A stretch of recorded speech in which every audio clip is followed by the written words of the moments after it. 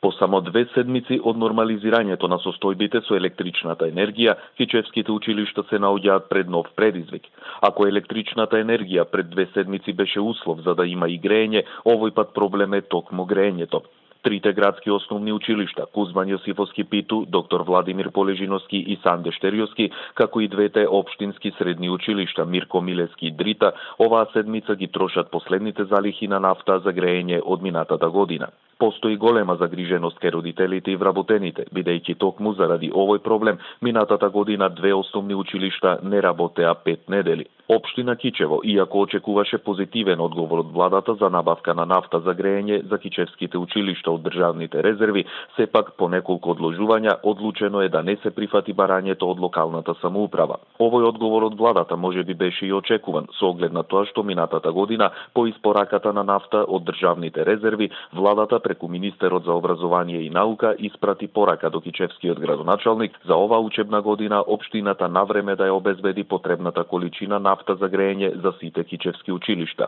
Општина Кичево пак најавува дека уште еднаш ќе испрати барање до владата, бидејќи според нив во овој момент освен владата не може друга институција да го реши овој проблем. Советот на родители на основното училиште Кузман Јосифовски Питу вчера одржа и состанок на оваа тема, на кој се одлучи во недела да се оствари заедничка средба на родителските совети од сите засегнати училишта, на која повторно ќе бидат поканети и пратениците во Македонското собрание од Кичево, каде ќе се бара итно решение на проблемот, бидејќи според нивните најави се поизвестно е дека од наредната седмица кичевските основни и средни училишта ќе останат повторно без ученици.